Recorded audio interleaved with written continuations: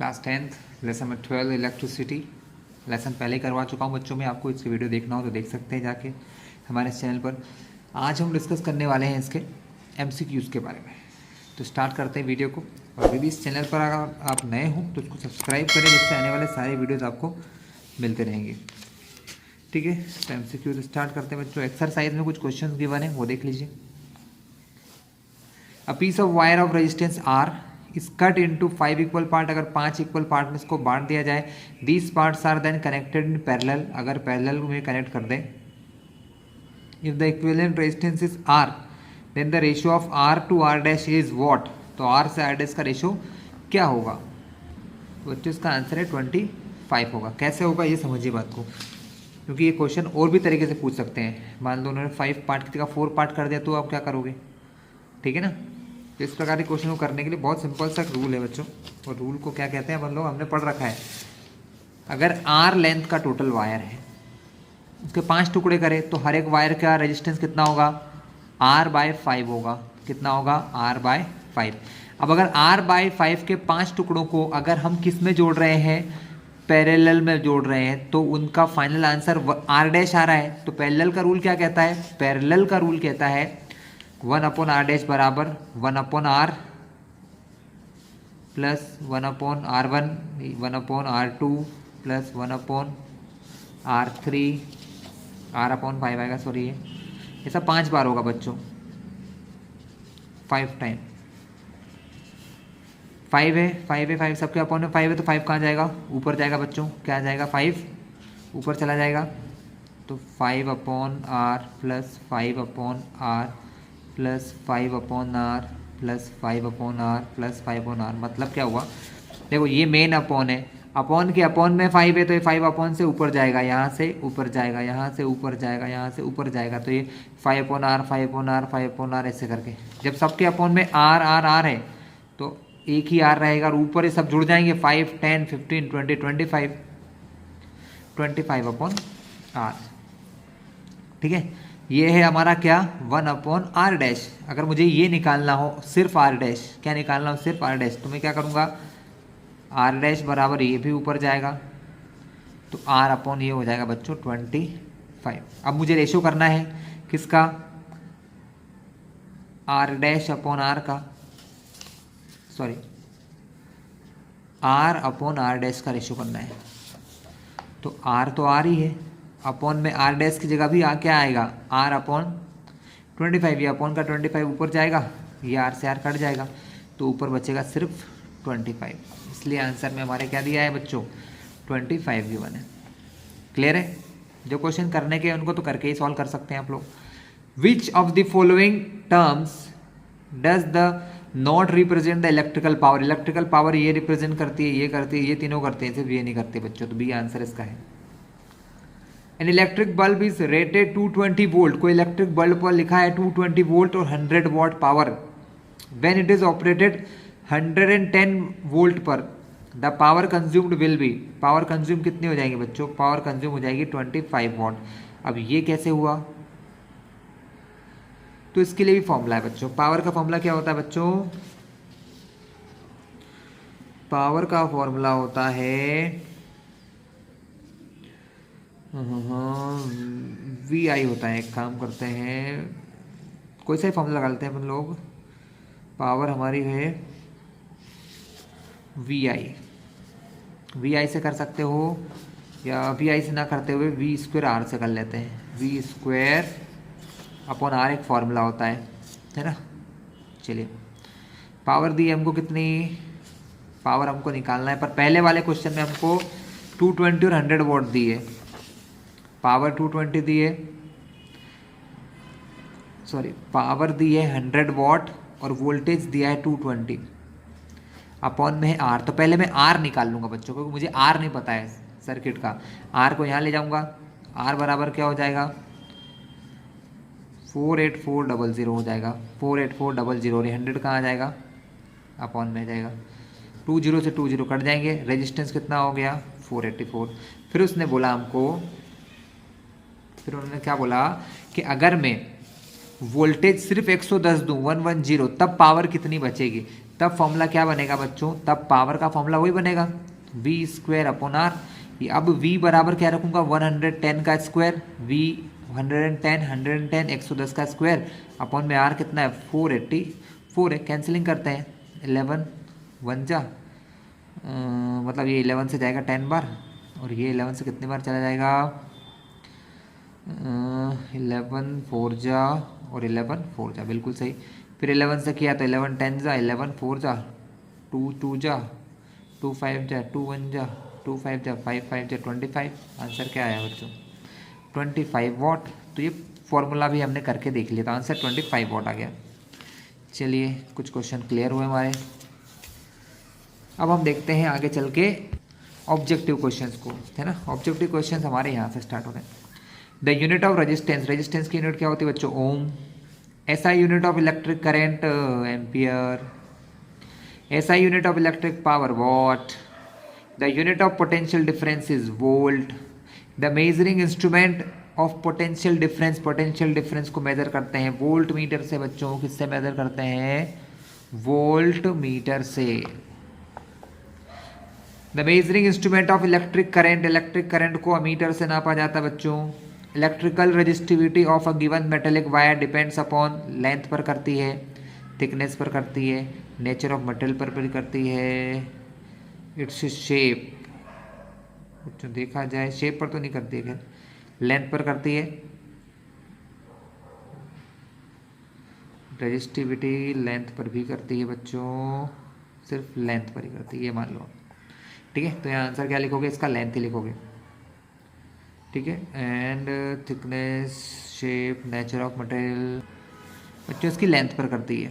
कैसे करती है वो समझा देता हूँ आपको, है ना, समझिए। देखिए रेजिस्टिविटी का फॉर्मूला क्या होता है R/L होता है ना, रेजिस्टेंस इनटू लेंथ। तो वो किस पर डिपेंड करता है लेंथ पर, सिंपल सी बात। इसलिए मैंने क्या लिखा यहाँ पर कि उसकी लेंथ पर डिपेंड करता है। A current of 1 ampere is drawn by a filament। एक 1 एम्पियर का करंट है एक फिलामेंट यानी किसी बल्ब से में जा रहा है। Number of electron passing through a cross section of filament in 6 second would be रफली, तो 16 सेकेंड के अंदर कितने इलेक्ट्रॉन्स वहाँ से निकल के जा चुके होंगे। ठीक है, 1 एम्पियर करंट जो होता है उसका मतलब होता है 1 कूलम्ब।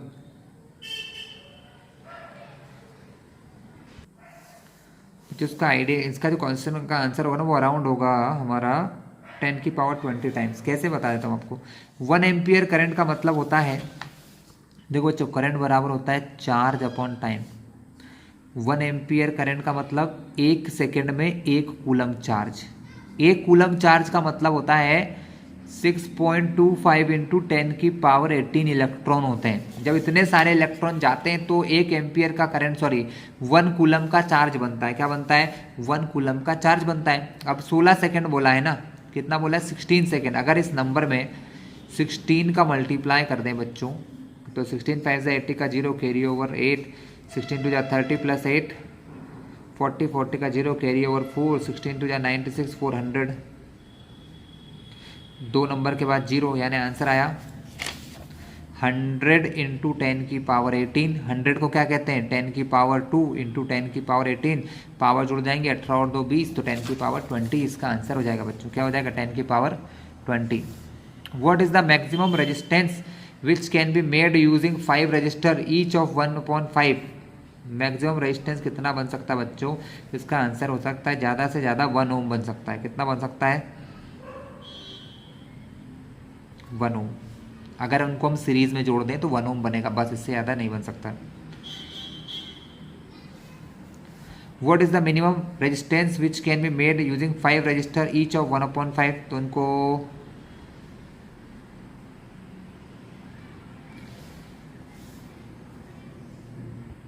तो आंसर 1/25 होगा बच्चों। ये बहुत इजी है। जब आपको मैक्सिमम चाहिए तो इनको सीरीज में जोड़ दो, मिनिमम करना है तो पैरेलल कर दो बच्चों। सीरीज और पैरेलल तो आपको आना चाहिए। तो पैरेलल में कर दोगे तो क्या हो जाएगा। पैरेलल में करने का क्या तरीका बच्चों वो भी देख लो, मैं पैरेलल का बता दूं आपको। उसने बोला है कि 1/5 रेजिस्टेंस के 5 रजिस्टर है आपके पास, 5 छोटे छोटे रेजिस्टेंस है 1/5 के। अगर मैं इन सबको पैरेलल जोड़ दूं तो इनका जो आंसर आएगा उसको मैंने 1/r नाम दिया, मतलब r नाम दिया, लेकिन पैरेलल में उसको 1/r बोलते हैं। तो 1 के अपॉन में 1/5, 1 के अपॉन में 1/5, 1 के अपॉन में 1/5, ऐसा कितने बार करना है? 5 टाइम। कितने बार करना है?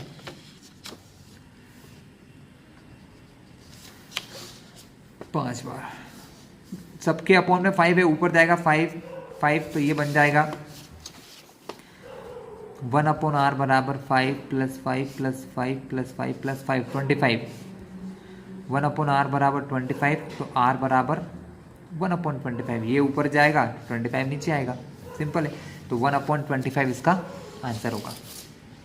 बच्चों अगर थोड़ा बहुत आपने पढ़ रखा है तो ये चीज़ समझ में आएगी, है ना। थोड़ा बहुत तो आपको पढ़ना ही चाहिए, नहीं पढ़ा तो पहले हमारा वीडियो देख लो, समझ लो, फिर ये देख लेना। Which of the following represent voltage? Voltage किसको रिप्रेजेंट करता है? Work done into charge. B answer होगा बच्चों, क्योंकि work done upon charge move. V का फॉर्मूला होता है W/Q। अच्छा वोल्टेज, तो वर्क डन अपॉन चार्ज होना चाहिए बच्चों, फिर तो ये वर्क डन अपॉन चार्ज ए, क्योंकि चार्ज बराबर होता है करंट इनटू टाइम। ये फॉर्मूला होगा बच्चों, मैं बता दूं कैसे। देखिए वोल्टेज बराबर होता है W/Q। W मतलब वर्क डन और Q मतलब चार्ज। और एक और फॉर्मूला होता है बच्चों करंट बराबर Q/T। अगर मुझे Q निकालना है तो I और T का मल्टीप्लाई। तो Q बराबर क्या हो गया? I × T। I × T बराबर Q। Q की जगह रख दूँ ये W/I × T। तो work done current time, work done upon में करंट इनटू टाइम, तो ये इसका करेक्ट आंसर होगा बच्चों।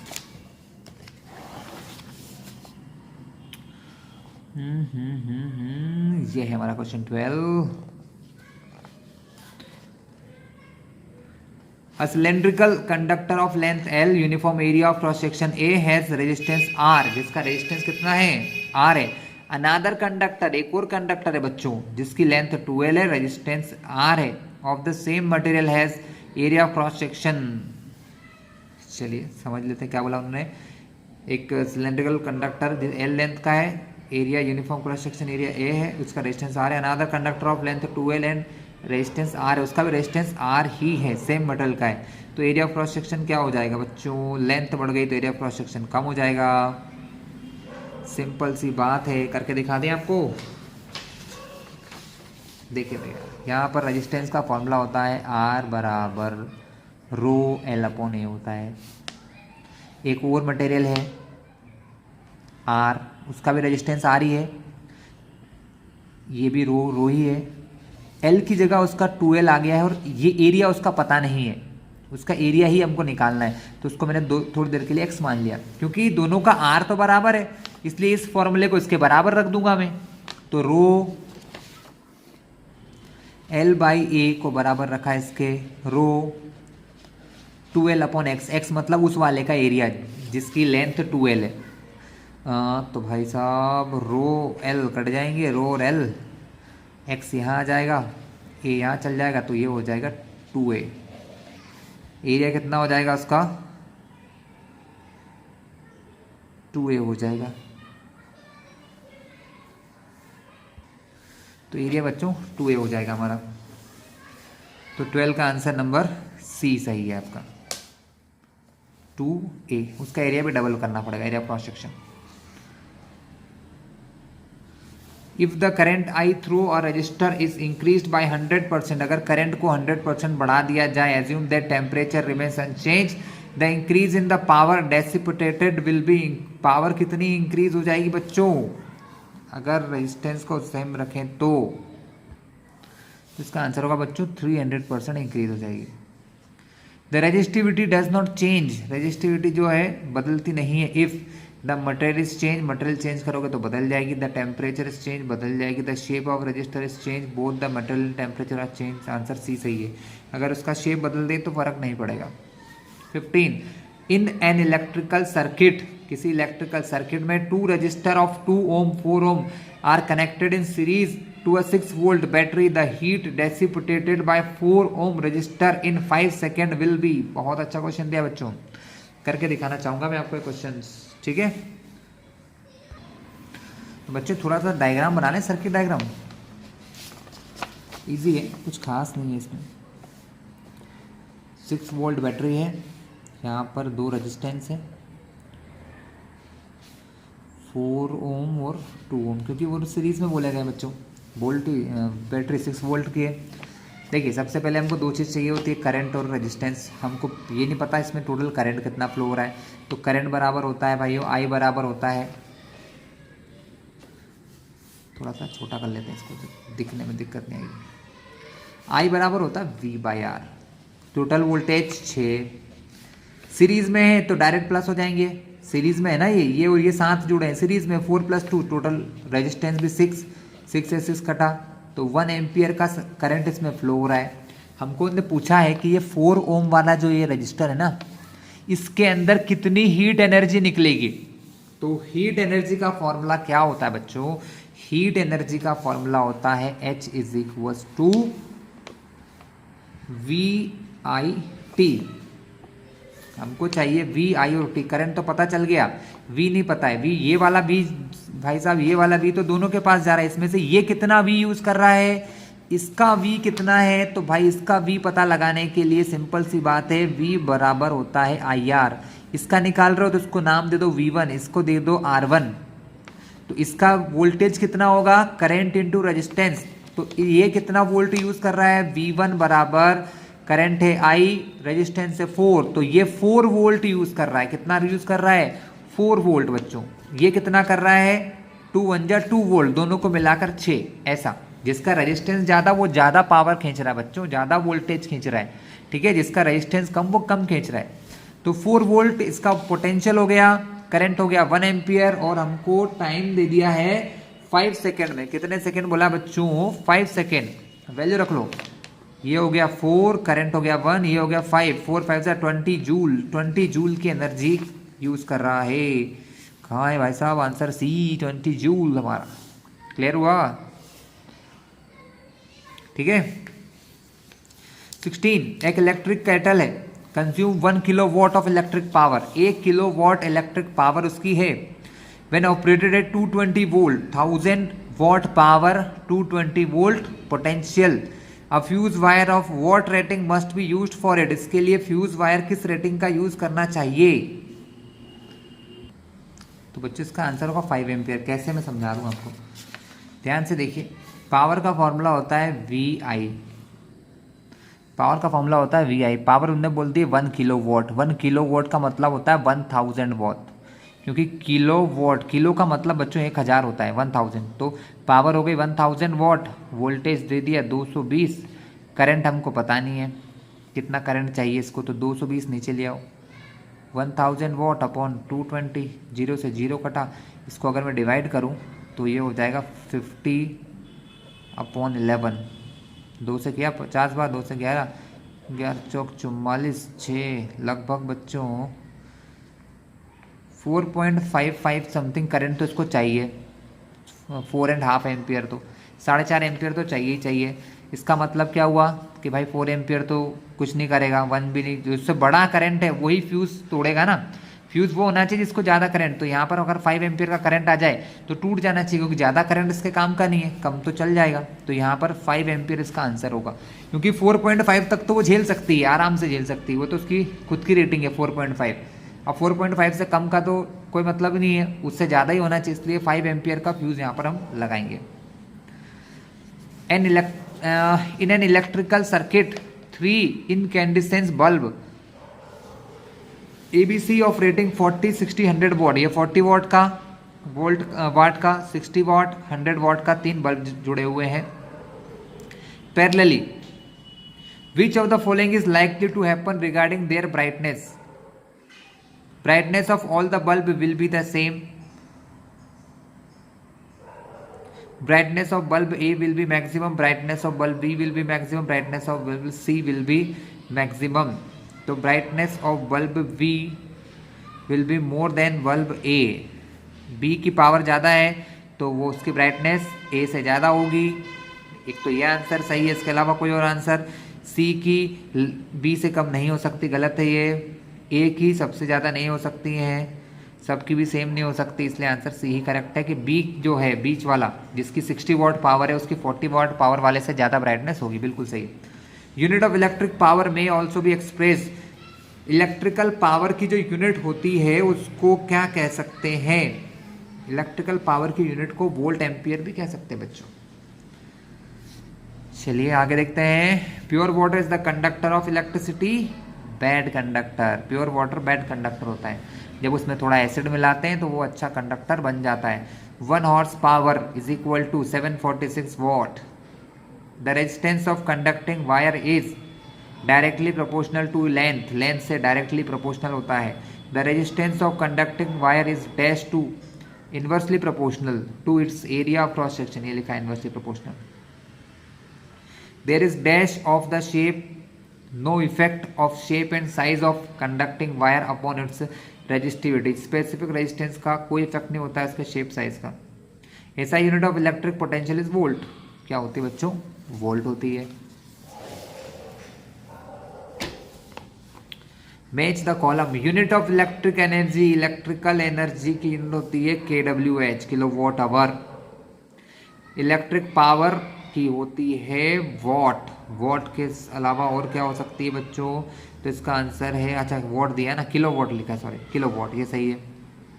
Resistivity ohm metre. Electrical current, current की यूनिट क्या होती है? कूलम पर सेकेंड, सही है। Measurement of potential difference volt metre से होता है बच्चों। ट्रू एंड फॉल्स को चेक करें। The resistances should be connected in series to get highest resistance, सही है। सीरीज में ज्यादा रेजिस्टेंस मिलता है, पैरेलल में कम। I is equal to V R, electric current बराबर पोटेंशियल डिफरेंस इंटू रेजिस्टेंस, बिल्कुल गलत है बच्चों, करंट नहीं है, फॉल्स है।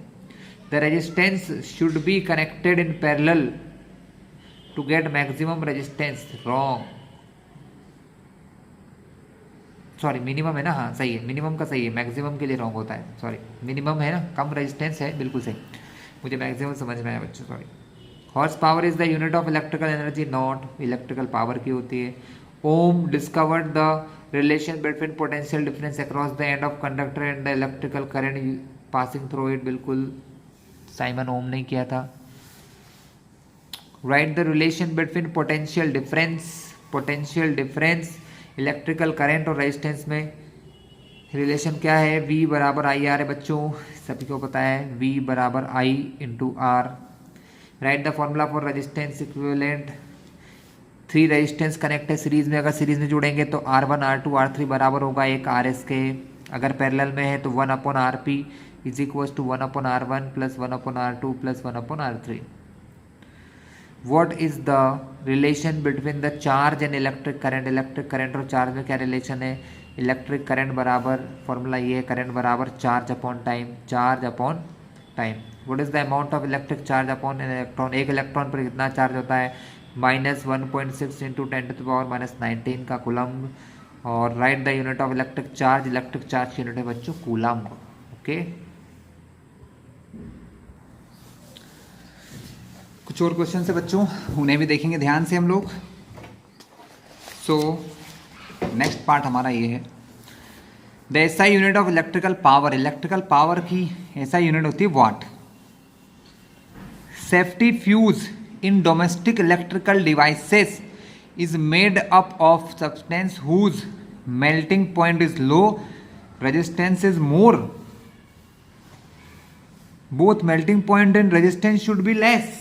ओहो, हाई मेल्टिंग पॉइंट होना चाहिए एंड लो रेजिस्टेंस होना चाहिए बच्चों, बिल्कुल सही है। मेल्टिंग पॉइंट बहुत हाई होना चाहिए नहीं, और रेजिस्टेंस लो होना चाहिए, ऐसा भी नहीं।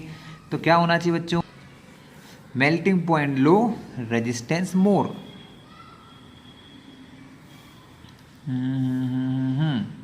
ऐसा unit of electric potential is, electrical potential की ऐसा यूनिट क्या होती है बच्चों? तो ऐसा यूनिट की होती है volt. Current measuring instrument ammeter. SI unit of electric current ampere.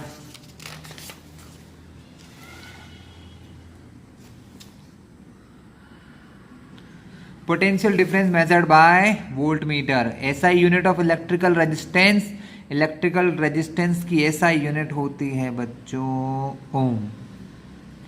If potential difference is measured in volt, potential difference को वोल्ट में नापें, इलेक्ट्रिक करंट को एम्पियर में नापें, तो unit of power will be, power क्या हो जाएगी बच्चों, पोटेंशियल डिफरेंस को वोल्ट में, वोल्ट मीटर। ठीक है, 1 horse power 746 watt। On increasing the value of current in a current carrying conductor, value of dash increases, resistance भी बढ़ जाता है। Distilled water is a bad conductor of electricity, graphite is a conductor of electricity, good conductor या conductor भी चलेगा।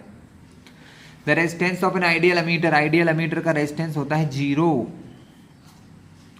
True and false, all the domestic electrical appliances in houses are joint in series, series में joint होती हैं बच्चों, ये गलत है, ऐसा नहीं होता है। The resistance of thick wire is more than of the thin wire, false, thick का कम होता है। 1 कूलम पर सेकेंड 1 एम्पियर, बिल्कुल सही। Electrical bulb is based on heating effect of current, सही है। On joining the wire in parallel, the resistance increases, not decreases, false है तो।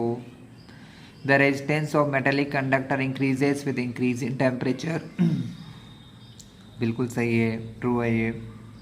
The direction of flow of positive charge is the direction of electric current, yes। Voltaic cell, voltaic cell क्या होता है बच्चों, electrical source होता है, energy मिलती है उससे, इलेक्ट्रिकल।